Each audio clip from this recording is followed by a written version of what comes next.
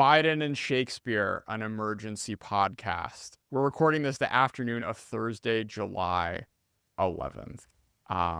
Joining us today, a star-studded lineup, Eliot Cohen, the author of The Hollow Crown, who was on China Talk a few weeks ago, Drew Lichtenberg, associate director and longtime dramaturg for the Shakespeare Theater Company, Kate Pitt, freelance dramaturg, and Phil Schneider, actor.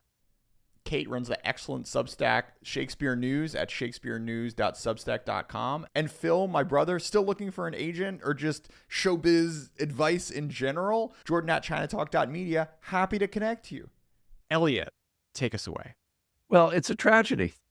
This is not one, I think, where you look for one of those kind of fun Shakespearean stories where everybody gets married and there's a happy ending. It's a story of a very distinguished old man who is showing the infirmities of age. And of course, Shakespeare's great play on that subject is King Lear. And there's a wonderful moment in the first scene of the first act, which maybe we can get a rendition of here, where his two daughters, Goneril and Regan, are talking about this amazing decision that he's just made to cut the third sister, who's the one who actually loves him most deeply, completely out of what's in effect a living will, kind of really expels her from the kingdom. So perhaps we could hear that, and I'll just comment a little bit on that, if I might. You see how full of change his age is. The observation we have made of it hath not been little. He always loved our sister most, and with what poor judgment he hath now cast her off appears too grossly. 'Tis the infirmity of his age, yet he hath ever but slenderly known himself. The best and soundest of his time hath been but rash. Then must we look to receive from his age not alone the imperfections of long engraft condition, but therewithal the unruly waywardness that infirm and choleric years bring with them. I think the point that's being made here is the sisters, who are terrible people, by the way, see that their father's erratic behavior is really rooted in who he was to begin with.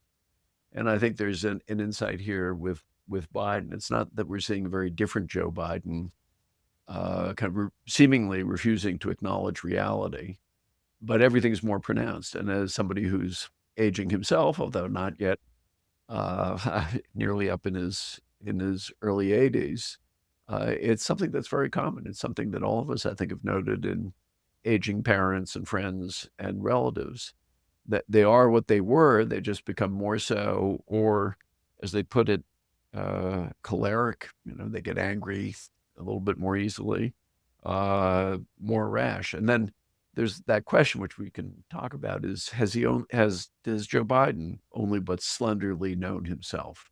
That is to say, is somebody who's been king or president or in public life, as Joe Biden has been for over half a century, do they actually know themselves? And I think that's a great Shakespearean theme, that question of self-knowledge. Do you understand who you really are? And of course, in many plays, people figure out who they really are and how they really fit in the world, and usually they figure it out too late. And I think, unfortunately, that may happen here too. Yeah, what's interesting, Eliot, about this passage in this section of the play in context is that this is early in the play, after Lear has dissolved his kingdom, and the two sisters gather and are talking about what are we to do, and the rest of the play, the next 4 acts, really 4.5 acts, are kind of a wild ride in which we follow this aging king's journey towards a very hard one, self-knowledge. And the question, I guess, for America is, what are we in store for over the next 4 months? Will there be a similarly arduous path to self-knowledge, or will there be a moment of clarity, wisdom? Will there be a happy ending to this story? I'm not sure there can be a happy ending. There can be a really, really bad endings where somebody's and which would be, in this case, I think, if Biden stuck it out and gets thoroughly destroyed by Trump, and furthermore faces resentment and recriminations of people who have a great deal of affection for him, as many of them do. The less bad ending is he walks off the stage, but he doesn't walk off the stage any of us would the way any of us would want to, which is of our own volition. So he doesn't get the Prospero ending at Tempest, where Prospero gets to shut things down on his terms. Joe Biden's not going to get that, but he can do. This can happen with more or less dignity, I think. I'm going to close with the One Last Time Washington song. And there are sort of glorious examples in American history of people not running for a second term, right? But because, talking about self-knowledge, right? Like he was not aware and had not priced in what's happened to him over the past few months or year. Such that he was willing to put himself in such a humiliating position like he did on the debate stage that, yeah, I think you're right, Eliot. Like the sort of like most heroic and honorable way out of this scenario, which he's found himself in, is now closed to him because we history is not going to forget, if he ends up leaving, the pushing that had to happen in order for him to get there. I mean, one thing that makes this agonizing is the fact that he prefaced his run in 2020 by calling himself a transitional candidate and by saying that he was going to step aside and make room for the next generation of Democratic leadership. And here we are 4 years later, and that has not happened. So there's also an untold drama that has unfolded within Joe Biden himself, where clearly either he was lying 4 years ago or he had a change of heart. And the fact that being in power is so appealing makes one want to stay in power is also a kind of classic Shakespearean trope. How many tragedies are there from Richard III to Macbeth to, or Claudius reaching for the throne, and then you get a string of crimes or a string of mistakes that are all in pursuit of power. So that's another way of reading this kind of drama of Joe Biden, of the corrupting nature of the throne itself, the hollow crown, maybe, to paraphrase a great book title by one Eliot Cohen. That you reach for this thing, and then you find it to be something that not only is hollow, but also hollows you out as a human being. I think that also speaks to the question of what does someone in power do in retirement? That Lear says he's going to crawl unburdened towards death, possibly said with a winking eye. But what he imagines he's going to do once he gives up power, he wants to retain all of his knights. He wants to retain all of the things that he had when he was in power without any of the responsibilities. So I think that question of once one is persuaded, if one is persuaded to give up power, what happens next is a big question, because most of Shakespeare's kings die pretty soon after that happens. Well, the next, that's actually, I remember a just very senior government official said, I was asking him why somebody even more senior was clinging to office so long. He said, well, remember, for these guys, the next big job is death. And the truth is, Lear says that he's kind of crawling his way to death. Prospero also says at the end that every third thought will be of the grave. And these guys know that they're coming to the end, but they're not approaching it with the kind of tranquility that Cicero, in a wonderful little book, recommends to old people of, the way you can appreciate old age. It's different for people who've been powerful. And I think there are examples of people who've managed it, but in some ways the hunger never goes away. And that's something actually I've seen in Washington quite a bit. People were very eminent too. They never fell out of love with power even after they lost it. Fritz Mondale asked William McGovern, because, they both famously lost campaigns. He said, and this was, I don't know, like 30 years afterwards. So do you often think about that that presidential campaign, and McGovern apparently looked at him and just said, only every day. You mentioned Eliot or maybe Jordan that there's prior history of people not running for a second term, but I think it was LBJ not running and then McGovern getting the nomination, and that was a historic blowout. And the other was Truman not running, right? And that was also a pretty significant loss. So in Democratic history, at least, when the incumbent doesn't run and there's a contested primary or convention, it does not augur well for the upcoming election. So there's also a tragic nature to the decision Biden is faced with of whether it's actually better to stay in and not abdicate, because who knows what kind of chaos or what kind of severely damaging loss would happen. It's easy to see how you can succumb to a narrative of success, which again is a very Shakespearean theme, right? I have to keep on doing this because too much will fail if I get out of power. Yeah, that makes me think of a play that Drew's worked on quite recently of Macbeth, where he talks about being steeped in blood so far that it's just easier to keep going rather than go back. At what point do you just keep going? And it also bears on that point of sort of what happens after power. There's a quote when Macbeth is thinking about the old age that he's not going to have, where he talks about, I have lived long enough. My way of life has fallen into the sere, the yellow leaf, and that which should accompany old age as honor, love, obedience, troops of friends I must not look to have, but in their stead curses, not loud, but deep, mouth honor, breath which the poor heart would fain deny and dare not. Ouch. Lifelong politician looking at his encroaching obsolescence in that speech. Yeah.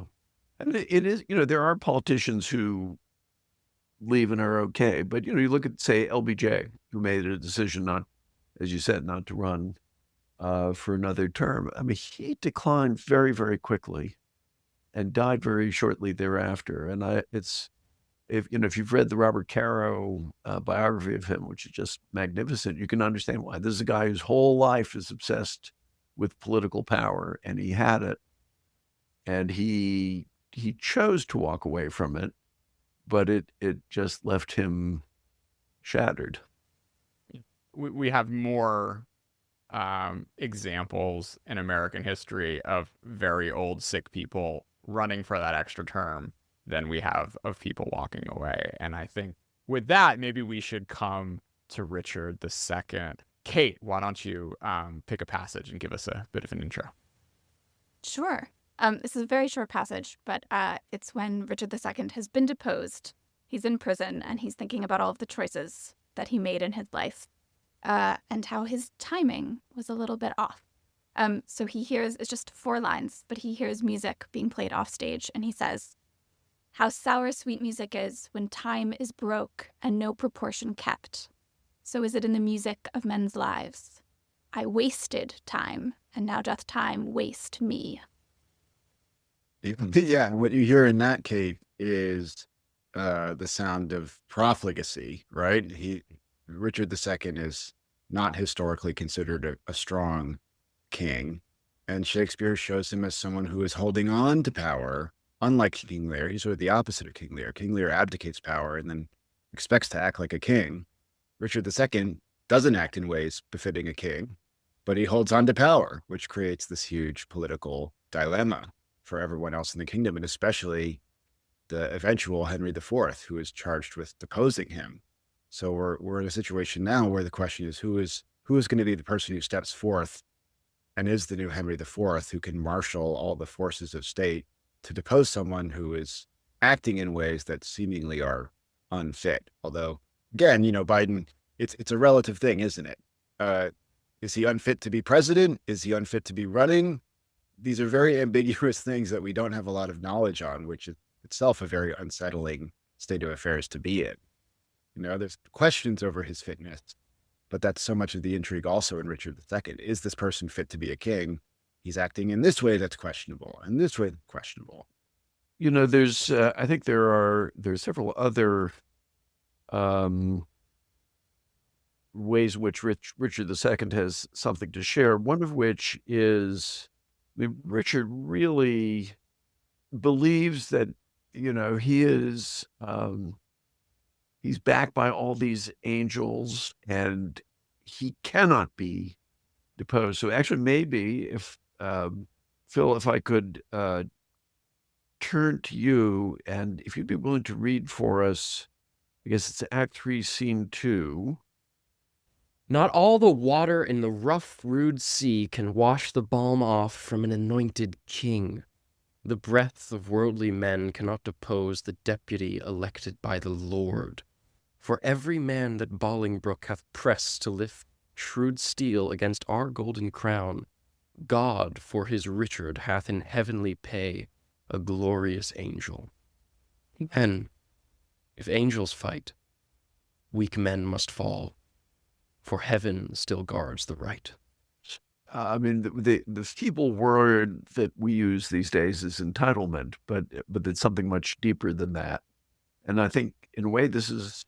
I mean, I don't think Biden thinks that angels are protected, but I think he thinks that the legitimacy of his position is so strong, so overwhelming, that nobody can possibly question it. And like Richard II, his sense of reality, I would argue, is pretty severely impaired. If you look at the things he says about where the polls are, for example, he said, well, the polls are telling me that it's neck and neck. No, the polls are not saying that it's neck and neck. Nobody thinks that, but he's sort of convinced himself that that's the case. But above all, the sense that, he has this coming to him, which makes it even more tragic when the end comes. And, there may be perhaps a suggestion of things to come. What happens, Richard suddenly cracks when he realizes that, no, the angels are not going to show up. And that's why there's a part of me thinks that this crisis might end up getting resolved pretty suddenly. And we may, in fact, be right in the middle of that at the moment. I mean, one of the historical facts about Richard II that I always love, as I'm a nerd for this kind of stuff, is that there's a scene in the play in which Richard is deposed by Henry Bolingbroke and the other lords of the realm. And this scene was considered so controversial that the play was published 4 times in quarto form during Shakespeare's life. And that scene was omitted from all 4 editions that were published during Shakespeare's lifetime. It's only in the folio after Shakespeare's death that we get the deposition scene in full of Richard II. That's how controversial the play was, and how controversial specifically the scene showing all of the lords of England deposing an anointed king. And as Eliot refers to, that may be a scene that is happening right now behind closed doors somewhere in the Capitol. That real life drama is playing out off stage. It's a scene that will never be published, but we can imagine what it's like. And just go read Richard II if you want to get a sense of it. Well, let's do something from that. Why don't you pick a passage, Drew? Oh God, Kate, you have the photographic memory. What scene is that again? It's The deposition scene in Richard II. yeah. If you just Google That's deposition scene, 4-1. Historically, that scene took place in Westminster Hall, which is still the entrance to the Houses of Parliament in England. And it was one of the last things Richard did as king was renovate that hall and put his badges and his actual angels carrying his coat of arms in the ceiling. And the first thing they did in that space was depose him in it. So when he's being deposed, he can look up because his angels are there, but they're not watching the scene he wants them to be watching. Alack, why am I sent for to a king before I have shook off the regal thoughts wherewith I reigned?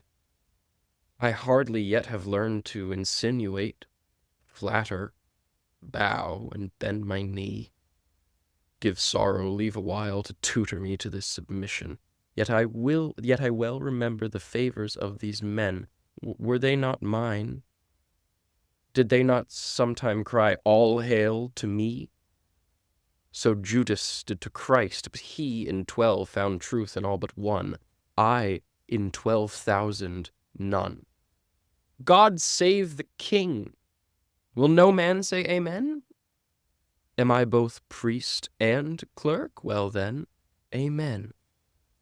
God save the king, although I be not he, and yet, amen, if heaven do not think him me. To do what service am I sent for hither?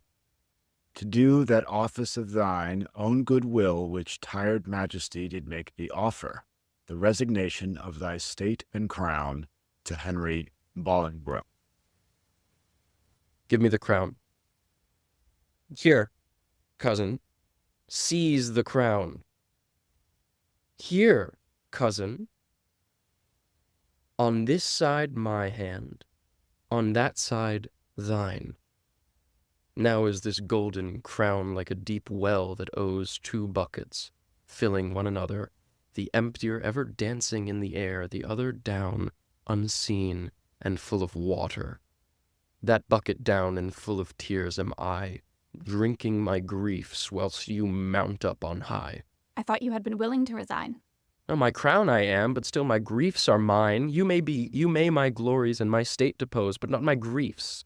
Still I am king of those. Part of your cares you give me with your crown. Your cares set up do not pluck my cares down. My care is loss of care, by old care done. Your care is gain of care, by new care won. The cares I give I have, though given away. They tend the crown, yet still with me they stay. Are you contented to resign the crown? I. No. No, I. For I must nothing be. Therefore, no, for I resign to thee. Now mark me how I will undo myself. I give thee this heavy weight from off my head, and this unwieldy scepter from my hand, the pride of kingly sway from out my heart. With mine own tears I wash away my balm. With mine own hands I give away my crown. With mine own tongue deny my sacred state. With mine own breath release all duteous oaths. All pomp and majesty I do forswear. My manors, rents, revenues I forgo. My acts, decrees, and statutes I deny. God pardon all oaths that are broke to me. God keep all vows unbroke are made to thee. Make me that nothing have, with nothing grieved, and thou with all pleased that hast all achieved. Long mayst thou live in Richard's seat to sit, and soon lie Richard in an earthy pit. God save King Henry, unkinged Richard says, and send him many years of sunshine days. What more remains?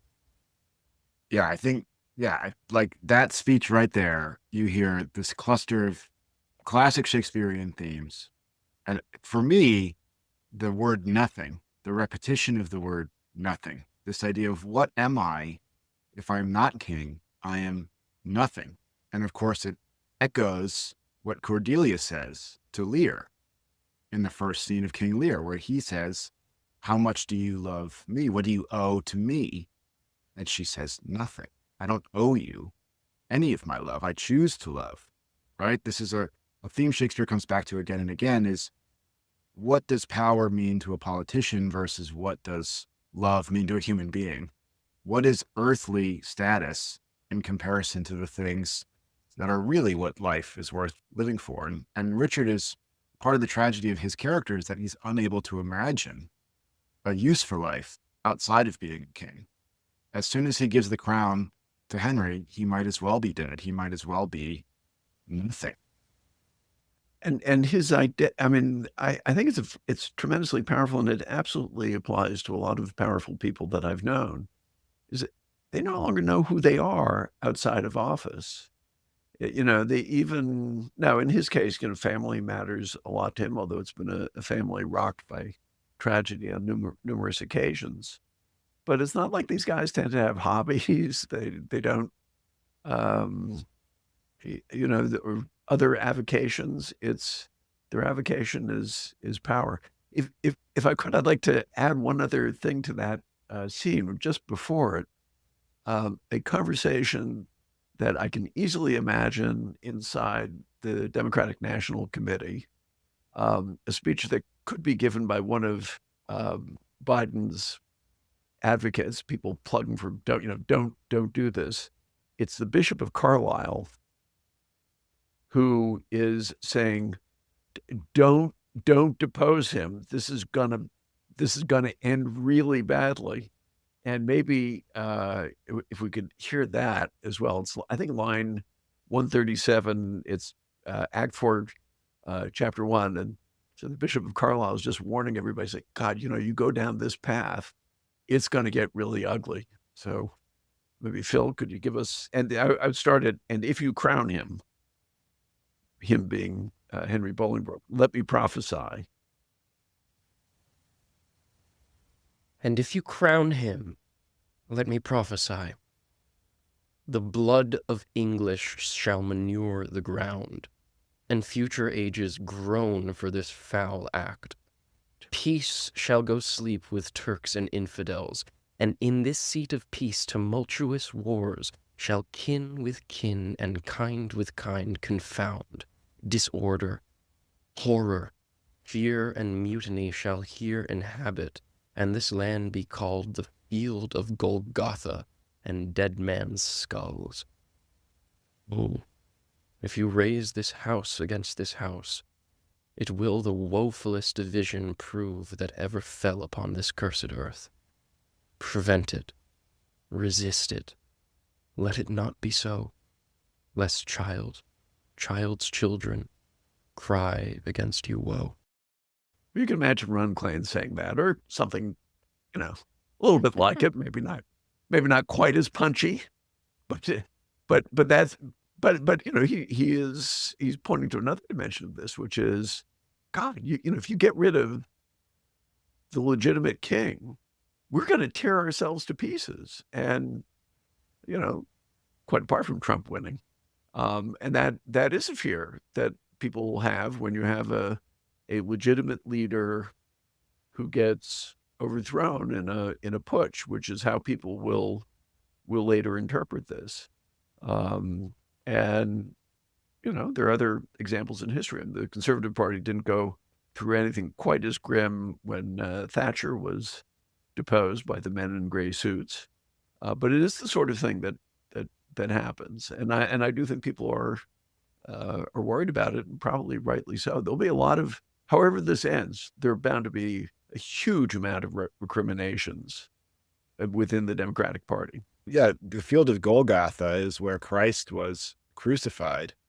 And Richard later says he compares them all to Judas, right? So there's also a kind of a Christian theological Last Supper theme being woven throughout this scene. But the imagery of civil war is so remarkable, knowing that Shakespeare was in the middle of writing this cycle of plays that would culminate in bloody civil war. I guess he'd already written all the bloody Civil War plays. So his audience hearing this play would have seen this speech as a kind of prophecy. And, I don't want to be hyperbolic, but I'm a little bit afraid of violence in the streets. I remember what it was like in January 6th, 2021, and in the months leading up to that, when there was tear gas and helicopters and army vehicles in the streets of Washington, D.C. being used against citizens and protesters. Hearing the speech being read so beautifully by Phil just now, it awakens all of those feelings that I'm sure were present in the mind of Shakespeare's audience when they thought about Richard being deposed. It's a terrible thing to contemplate. And, legitimacy is a very powerful thing. Okay, in a monarchy, by descent, essentially, not most monarchies, not all monarchies. And if you break that, then you pay a price for it. And in Shakespeare, Henry V is still paying a price for it, even though it was his father.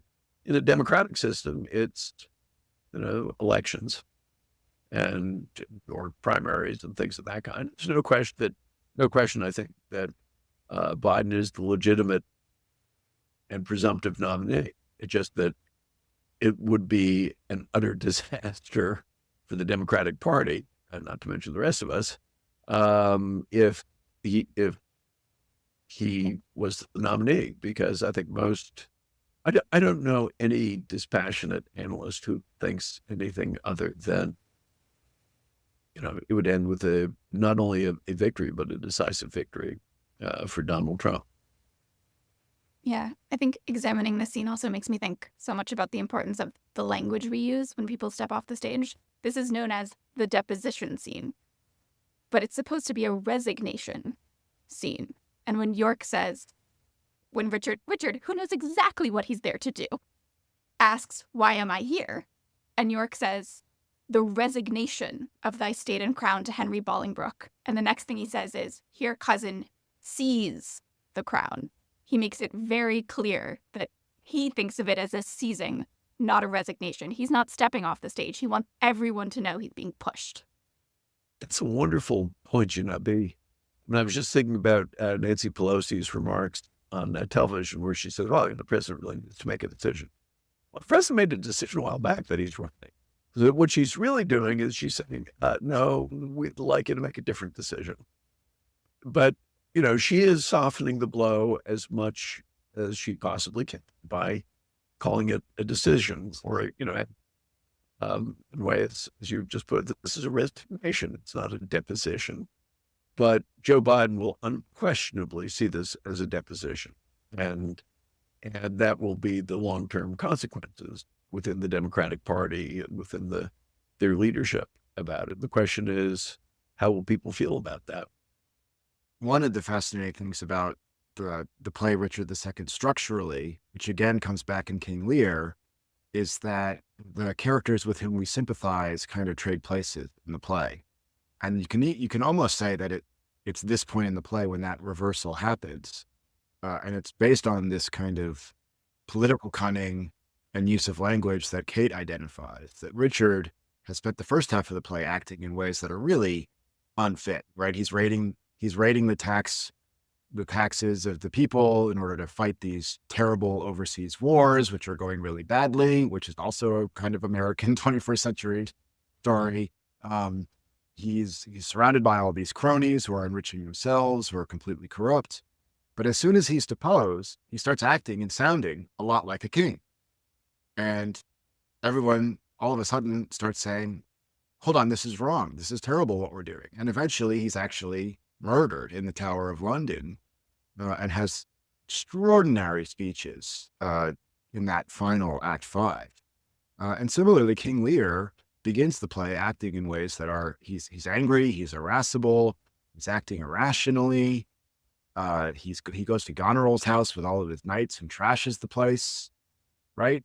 But then he's cast out onto the heath, and we realize this is an aging man who is losing his mental faculties, who is possessed of a kind of moral center in a way that nobody else in the play, or very few other people in the play, are possessed of. So there's something about the stripping away of kingliness and the revelation of the human being underneath, and the sympathies that we have for the human being, that Shakespeare was really fascinated by.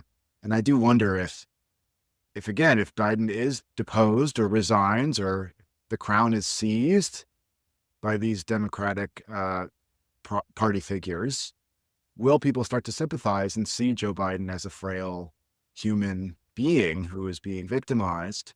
And will that also be part of the tragedy of this story, right? That the sympathy he garners in stepping down will then be held against whoever is his successor, who is going to be the next candidate running against Trump. It's very Shakespearean. One aspect of Shakespeare that I love is he never lets the audience off the hook in a variety of ways. We sympathize with Richard III, for example, and then you go, "Oh my God, who are we sympathizing with here?" Or we're entertained by him, by this monster. Well, in this case, as in the other case that you mentioned, Drew, at the beginning of the play, whether it's Lear or Richard II, boy, he really has it coming to him. And you have no sympathy for him. And then, by the end of the play, you do have this sympathy, and you kind of ask yourself, "God, maybe I was too harsh, but I don't feel good about this at all." And I think that is where people will end up, particularly Look, in Shakespeare, what happens is when this sort of thing happens, not far from the end, I will not be surprised in the slightest if if this does happen, Biden is either deposed or resigned, if he goes into a very sudden decline and possibly even passes. This as one commentary earlier on, which I had heard from a number of people, is that apparently his father passed away pretty shortly after he stopped working.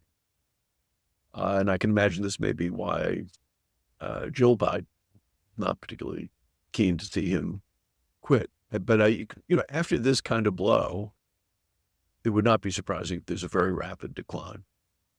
Well, I actually wonder if we could hear that final speech, Kate, for God's sake, let us sit upon the ground and tell sad stories, because that encapsulates what you're talking about, Eliot. It is not just Richard's vision of his own death and obsolescence, but the kind of hollowness of the pursuit of power, right? The emptiness of the human being after power is taken away from them. For God's sake, let us sit upon the ground and tell sad stories of the death of kings, how some have been deposed, some slain in war, some haunted by the ghosts they have deposed, some poisoned by their wives, some sleeping, killed, all murdered. For within the hollow crown that rounds the mortal temples of a king keeps death his court, and there the antic sits, scoffing his state and grinning at his pomp, allowing him a breath, a little scene, to monarchize, be feared, and kill with looks, infusing him with self and vain conceit, as if this flesh which walls about our life were brass impregnable, and humoured thus, comes at the last, and with a little pin bores through his castle wall, and farewell, king. Yeah, it's a very complex image, but this idea of the hollow crown with a fool as the only courtier, as the only jester, again becomes literalized in King Lear. And it's this moment in the play where Richard II is almost cosmic in his consciousness. He's completely transcended the mortal plane, and he just sees the whole cycle of power and deposition and death as a kind of eternal play within a play.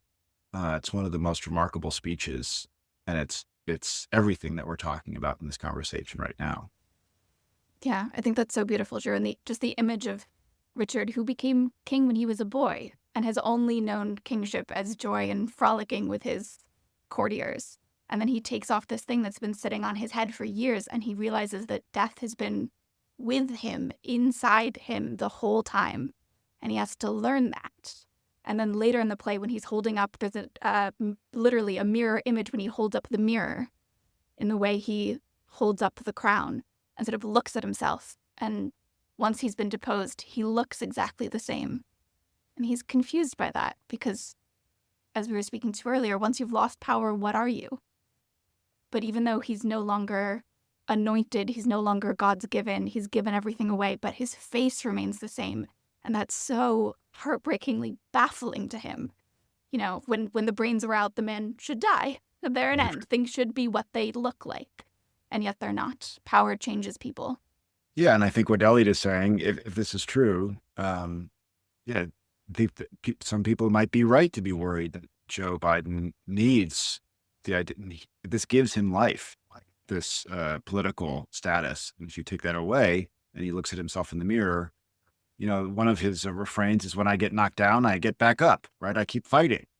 But if there's no more fight, right, to be a participant in, then what is the reason for getting back up off the canvas, right? He's almost defined himself in these terms of someone who depends upon the political cycle for his very existence. So it's a scary thing to contemplate. Yeah. Who's going to be the fool who says, see better?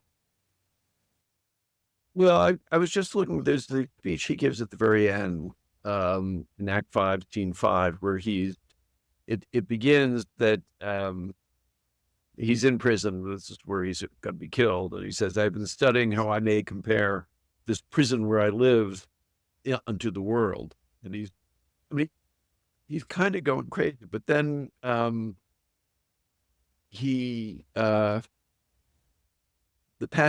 one of the passages that really speaks to me is, "Thus play I in one person many people, and none contented. Sometimes am I king, then treasons make me wish myself a beggar, and so I am. Then crushing penury persuades me I was better when a king. Then am I kinged again, and by think that I am unkinged by Bolingbroke, and straight am nothing. But whate'er I be, nor I, nor any man but that but man is, with nothing shall be pleased till he be eased with being nothing." I mean, that's really the end, and it's that's where you get that famous line at the end of that: "I wasted time, and now doth time waste me." And there's self-pity, and there'll be a cauldron of emotions if this happens. Divine, there'll be a sense of humiliation, which is very painful to think about for a very proud guy who has surmounted so much. But the only thing I would say is, and I think Shakespeare is aware of this as well, that you don't let somebody be king out of sympathy. Well, maybe the other obvious thing to say is, there's no shame, Joe Biden. You've had a wonderful career. You've had a remarkable career. Your legacy is secure. That you don't need to do more. You've done a lot. You've exceeded anybody's wildest expectations for what your political career could be. And Richard II is a self-pitying, kind of vain, kind of pompous, very good at turning a phrase, but he's an irresponsible guy. You don't want to be compared to Richard II. I feel like I'm talking to Joe Biden right now directly, but it does bear repeating that, it's a portrait by Shakespeare of somebody who is born into power and privilege and is unable to fathom their life without power and privilege.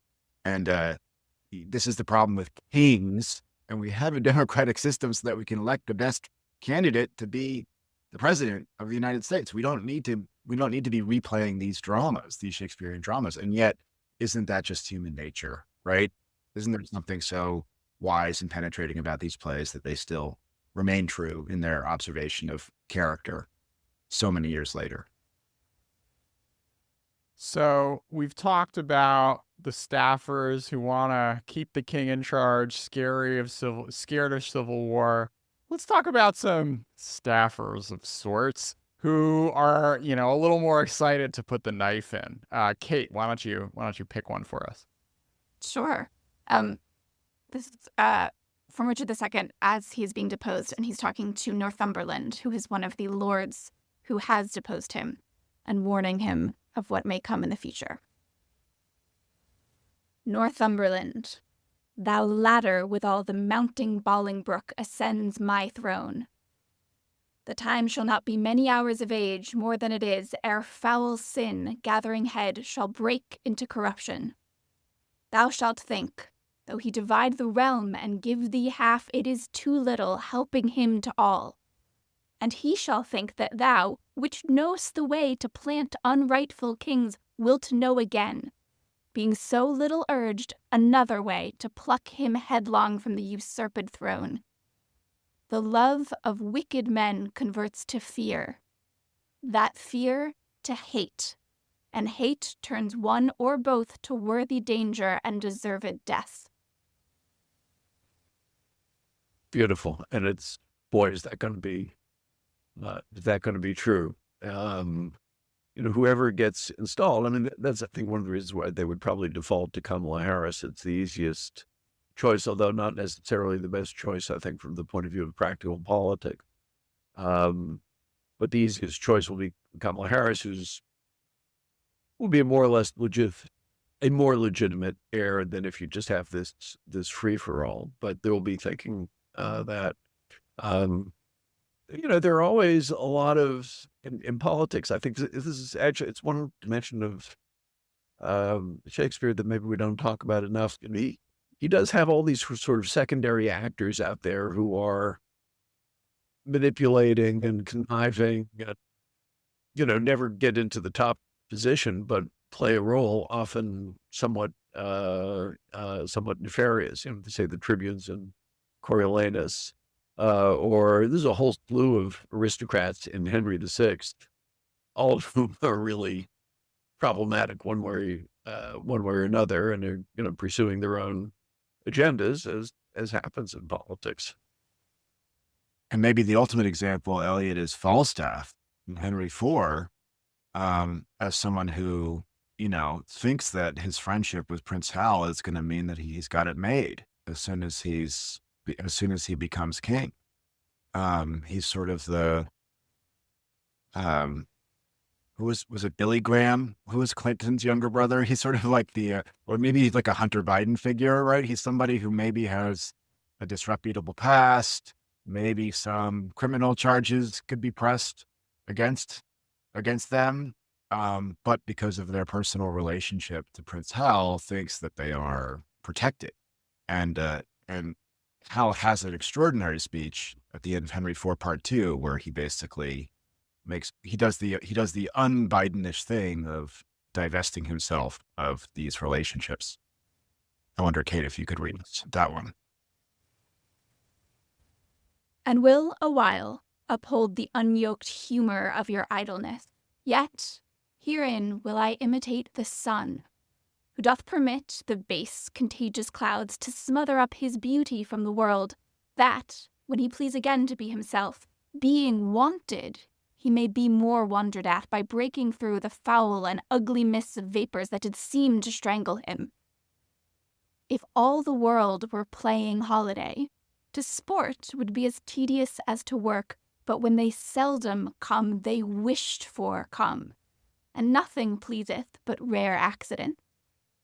So, when this loose behavior I throw off, and pay the debt I never promised, by how much better than my word I am, by so much shall I falsify men's hopes, and like bright metal on a sullen ground, my reformation glittering o'er my fault, shall show more goodly, and attract more eyes than that which hath no foil to set it off. I'll so offend, to make offence a skill, redeeming time when men think least I will. Right. So if Richard II says, I've wasted time and time will waste me, here we get the opposite. I will redeem time by doing the ruthless thing that all politicians should do, which is break their word, go back on their promises to their friends, and do the right thing for the state. And, you write about this in your wonderful book, Eliot, about how Shakespeare shows us good politicians, like Malcolm in Macbeth, like Fortinbras in Hamlet, like Octavian in Antony and Cleopatra, and they tend to be men without a lot of friends.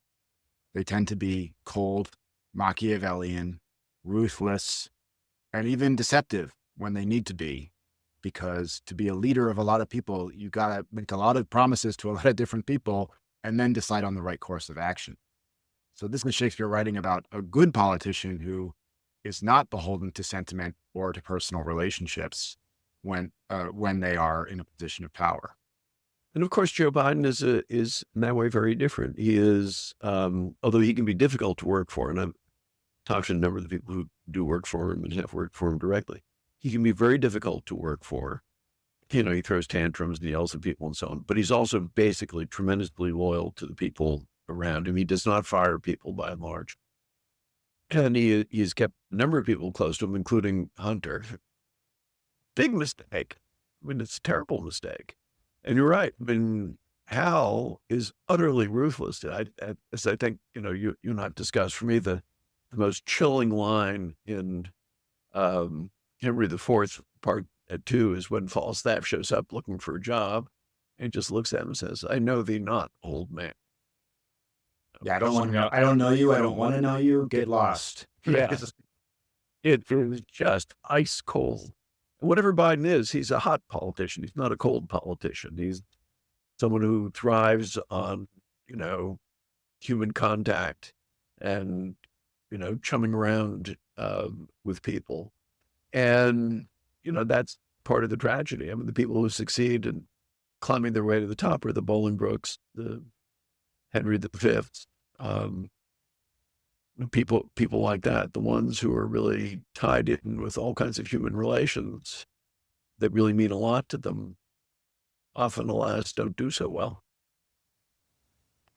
and I know we were debating about whether to bring this up on this podcast, but I think it must be said that Macbeth is a play about two brilliant people who are married to one another, who together do something more monstrous than either one of them individually is capable of, right? Macbeth is a killing machine, but he has compunction about killing.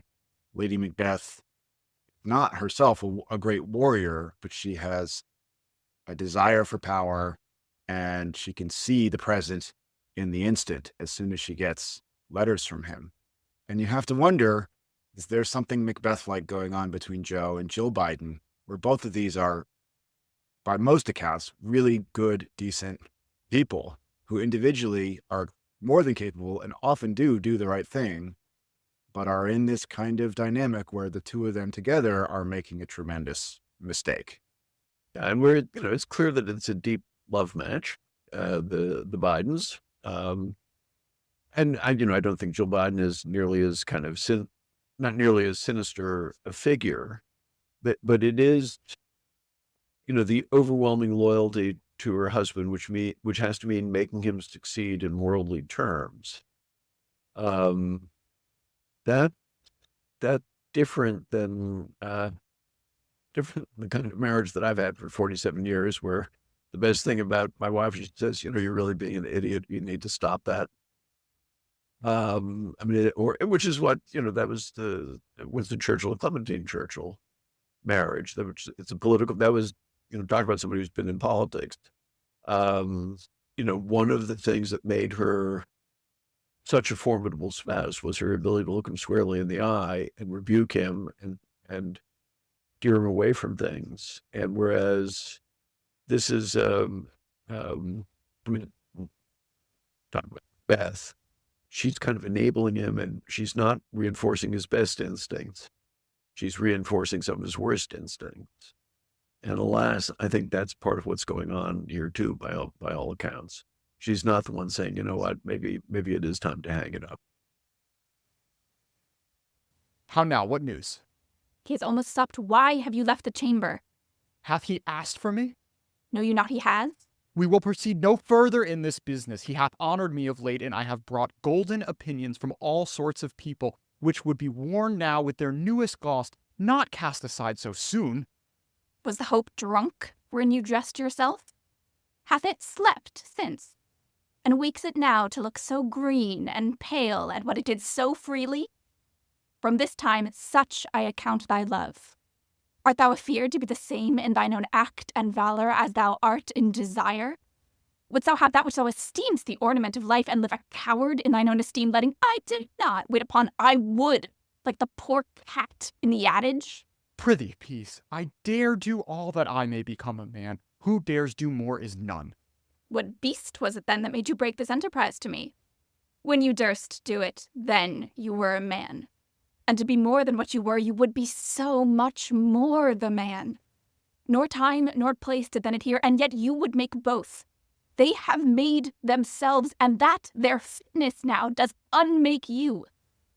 I have given suck, and know how tender 'tis to love the babe that milks me. I would, while it was smiling in my face, have plucked my nipple from his boneless gums and dashed the brains out, had I so sworn as you have done to this. If we should fail. We fail!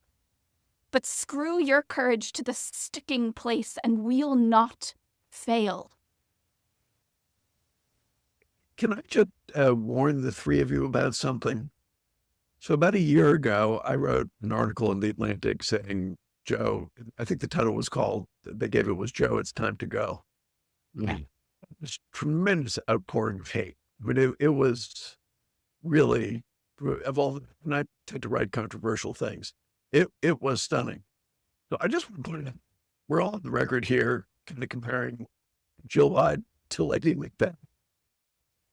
So I don't know if there's kind of like a podcast participant protection program out there, Jordan, but if there is, I'd appreciate it if you'd let us know about it. No one listens to the show anyways, Eliot. Don't worry about it. I should also say that there's I think in Shakespeare criticism, the association of Lady Macbeth with political figures like Hillary Clinton, for example, is almost a cliche at this point, and it's considered a misogynistic cliche. But my understanding of the play is what I said before. It's about two really charismatic, brilliant, likable, pathetic people who together do something terrible. And there is no Lady Macbeth without Macbeth and vice versa. They're equally culpable. So yeah, I'm comparing her to Lady Macbeth in a specific context. I'm not saying she is the dragon lady or the iron will behind the throne, or right, all whatever these various ideas that have clustered around Lady Macbeth, which if you actually read the play closely, don't really apply to the human being at the center of the play. I'm sorry, that scene was too good. We can't leave it out of this episode. Let's be clear. You're right. Of course, you're absolutely right. But I think the positive side, I mean, this is clearly an exceptionally close marriage. They've been through tremendous sorrows and hardships together, and it's a deep love match. And that makes it more tragic, frankly. If, to the extent that, I mean, to bring it to the politics of the moment, if she is playing an important role in persuading him not to step down, as at least has been reported, that makes it more tragic, actually. And also the last lines of that passage that you read, we will not fail, right? You and me together can do anything. There's something so incredibly seductive about that idea that if you have a partner who stands by you in life, you can do anything. But it's also just not true. It's what couples tell themselves as a way of avoiding reality. And that's borne out in many, many unhappy marriages. You know, Romeo and Juliet have a plan. Antony and Cleopatra have a plan. Claudius and Gertrude have a plan, right? There are so many political couples or couples who are divided in Shakespeare who think all I need is you and I can do anything. And that is almost never the case. Yeah. And Right, where can Macbeth really goes off the rails is where he starts parting from her. And she says, "What's to be done?" And he says the unbelievably condescending, "Be innocent of the knowledge, dearest Chuck." Which always makes me want to sock. He says, "Don't worry your pretty little head about it. I got plans. They're terrible plans." And there's that beautiful line right after the banquet, or I think it's his line, where he says, "You make me strange. I'm not weird. Your behavior towards me is making my behavior's normal." And so where they start to part is where they really fall down, whereas the Bidens seemed very united. Well, anyone who saw our production of Macbeth with Indira Varma playing Lady Mac would agree that she's far from the dragon lady, the kind of gothic dragon lady of popular received opinion. She's a vivacious socialite, host, chatty, personable, right? She's all of these different and complex colors.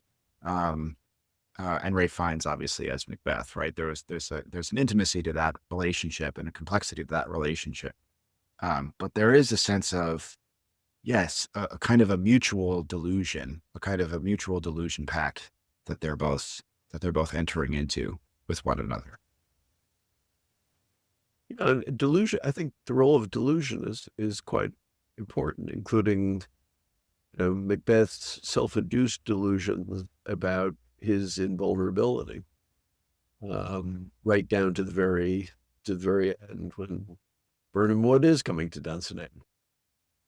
Yeah, which is it's such an apt metaphor, right, for ignoring reality, right, when reality is literally at the gate, right? It's coming. And it will arrive sooner or later. Birnam Wood will come to Dunsinane. And so, yeah, the question is, like, what is the reality that is coming for Joe Biden, and how will he accept that reality or refuse to accept it? And that remains to be seen.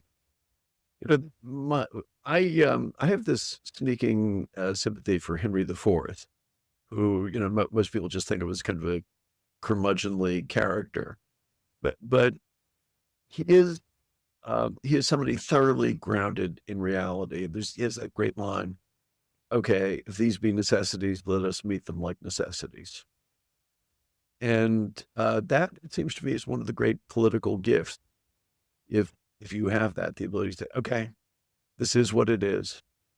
I've got to act accordingly. I may not have a whole lot of choice. That is why they are called necessities, after all. But I'm going to confront it head on. And that seems to me to be the most tragic part of this, that there are necessities, there are realities, and you have somebody who's had a magnificent career struggling to dodge them. Well, and he dies, doesn't he, in the Jerusalem room? And that's so called because Henry IV dreamed of leading a crusade to Jerusalem, but that room is as close as he got to Jerusalem. And there's something about the fact that Henry IV is not considered a great king historically, but was able to accept that at the end of the day, and say, well, it's a mixed bag being alive. You can't do everything the right way. And maybe that's because he forcefully deposed a king. He knows what it means to seize power. He knows what power can do to somebody. And so much of Henry IV plays are about him brooding over his son and whether he has what it takes to be a good king. So there's definitely a lesson to be learned from Henry IV. Who's not the exemplar. He's not even the main character in the plays that are named after him. And yet, he is such a deeply admirable figure because he accepts his own limitations as a king and as a person. His great blind spot is he doesn't understand that actually Hal will be able to do just as good a job, and in many ways a better job as king than he does. And I think this is also a very common political phenomenon where, you think only I can do it. I'm completely indispensable. You are not. My designated successor is just not up to the job. I mean, that happens, I think, to every CEO or dean or provost or anything. And that is his great weak point. He can't see the next generation coming to power and think that they may be just as competent or actually more competent. And he thinks he's got a troubled kingdom and it needs a strong hand, but no, his heir is not the one who's going to be able to manage it. Yeah, there's also a few artistic directors who have remained artistic directors at theaters into their 70s, into their 80s, right? And there's a lot of stories that have been written about the fact that there was a whole generation of artistic directors who didn't think that they didn't groom any successors. And that's also true if you look at most of the New York Broadway and off-Broadway theaters. So this gerontocracy, right, this oligarchy where we have old people in power is not just a story of politics, but it's in many industries, including the arts. Can we get who's Obama in this arc? Oh gosh, that's a good one. I mean, it's Well, like Obama Cassius or Brutus, right? Well, Obama is very much, in my mind, he is the Fortinbras or the Malcolm or the Octavian. He is the kind of the cold politician, even though he has an extraordinary ability to communicate rhetorically. He showed capacity to make ruthless decisions. And part of that was elevating Hillary Clinton over Biden in 2016, which was a fateful decision. So he's sort of like the kingmaker in Henry VI. This person who is an older, experienced hand who's behind the scenes pulling the strings, still in the Democratic Party, and sort of the way Bill Clinton used to be. It doesn't seem to be as much anymore these days, although that's more Eliot's field than mine. But Bill is old too. I mean, and Bill is not, I think, anything like the kind of shape that he was. Or right. if he were in his prime, he would be playing an outsized role. There are very different kinds of politicians. The Democratic politician who I think is actually pulling the strings is probably Nancy Pelosi, who probably the most talented. If you read John Boehner's memoir, he has enormous respect for her political skills and her absolute ruthlessness. And I think she's the one who's actually kind of moving things along literally as we speak. I don't think Obama is. I mean, part of this then, of course, would turn into our judgment about Obama's presidency, which would probably take us far afield from where this is. But I agree, he's a cold politician in the kind of Octavian line. Octavian also was very young. So what's Nancy Pelosi as schemer to get the king out passage? And Coriolanus, who is also a kind of behind the scenes Machiavel. She's kind of better. I think that's it. And Volumnia, for those who don't know Coriolanus well, is kind of like the ultimate stage mother, the ultimate political stage mother. She's somebody who groomed her son from childhood to be a great warrior and then to be the tribune, which is basically the president of the Roman Republic. And she is somebody who, in the end, has to kind of betray her son and is his undoing. So she both builds up this great macho figure, makes his political career, and then kills him after he turns against Rome. So she's an extremely formidable character and one of the few mothers in the entire Shakespeare canon, and just a kind of unforgettable. She's the person that people think of as being Lady Macbeth. She is the real Lady Macbeth in the Shakespeare canon, the real kind of dragon lady. Kate, have you found a passage? Yeah, there's a bit where she's convincing him not to attack Rome, and then he's like, "Mother," and then he is convinced and decides not to attack Rome. Hold on, Dunley, mother is his line, right? Yeah. Say my requests unjust and spur me back. But if it be not so, thou art not honest, and the gods will plague thee that thou restrainst me from the duty which to a mother's part belongs. He turns away. Down, ladies, let us shame him with our knees. To his surname, Coriolanus, longs more pride than pity to our prayers. Down. An end. This is the last. So we will home to Rome and die among our neighbors. Nay, behold us. This boy, that cannot tell what he would have, but kneels and holds up bands for fellowship, doth reason our petition with more strength than thou hast to deny it. Come, let us go. This fellow had a Volscian to his mother. His wife is in Coralie, and his child like him by chance. Yet give us our dispatch. I am hushed until our city be afire, and then I'll speak a little. Yeah, so there, what Volumnia is doing is she's depriving Coriolanus, her own son, of his Romanness.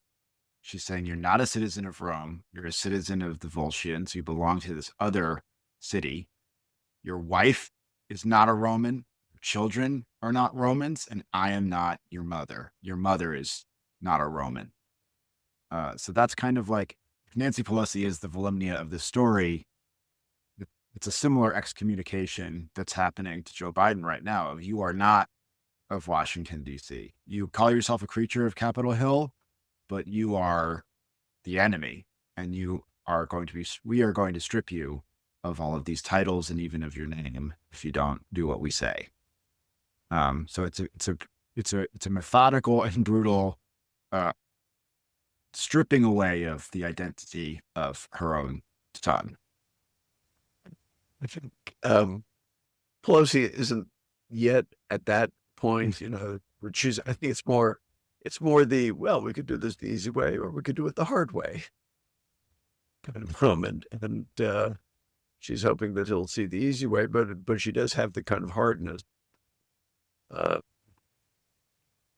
that would be required to see this through. And I'm sure there's genuine affection for Biden. I mean, I think all the Democrats who know Biden have a great deal of human affection for him. But as I said at the very beginning of this, Jordan, this is tragedy. Well, I just get a tremendous kick out of listening to two bona fide Shakespeareans, since I'm kind of a bit of an interloper into the field. And it's, it does speak to why Shakespeare is and should be at the core of our political educations. He has an enormous amount to teach us. Thanks so much for being a part of China Talk, everyone. Lin-Manuel Miranda, take us out. Mr. President, you asked to see me. I know you're busy. What do you need, sir? Sir, I want to give you a word of warning. Sir, I don't know what you heard, but whatever it is, Jefferson started it. Thomas Jefferson resigned this morning. You're kidding. I need a favor. Whatever you say, sir. Jefferson will pay for this behavior. Talk less. I'll use the press. I'll write under a pseudonym. You'll see what I can do to him. I need you to draft an address. Yes, he resigned. You can finally speak your mind. No. He's stepping down so he can run for president. Ha! Good luck defeating you, sir. I'm stepping down. I'm not running for president. I'm sorry, what? One last time. Relax, have a drink with me. One last time. Let's take a break tonight, and then we'll teach him how to say goodbye. To say goodbye. You and I.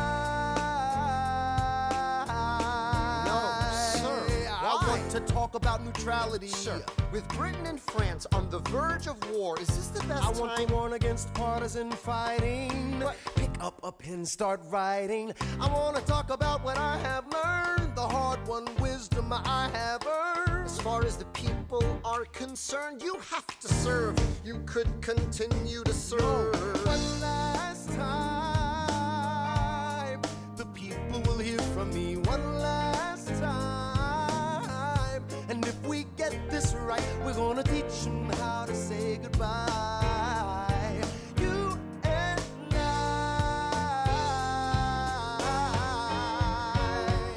Mr. President, they will say you're weak. No, they will see we're strong. Your position is so unique, so I'll use it to move them along. Why do you have to say goodbye? If I say goodbye, the nation learns to move on. It outlives me when I'm gone. Like the scripture says, everyone shall sit under their own vine and fig tree, and no one shall make them afraid. They'll be safe in the nation we've made. I want to sit under my own vine and fig tree, a moment alone in the shade, at home in this nation we've made. One last time. One last time.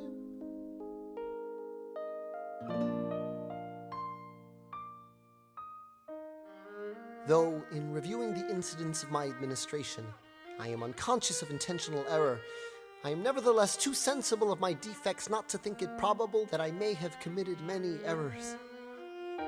I shall also carry with me the hope that my country will view them with indulgence, and that after 45 years of my life dedicated to its service with an upright zeal, the faults of incompetent abilities will be consigned to oblivion, as I myself must soon be to the mansions of rest. I anticipate with pleasing expectation that retreat in which I promise myself to realize the sweet enjoyment of partaking in the midst of my fellow citizens, the benign influence of good laws under a free government, the ever-favorite object of my heart, and the happy reward, as I trust, of our mutual cares, labors, and dangers. One last time. George Washington's going home. Teach him how to say goodbye. George Washington's going home. You and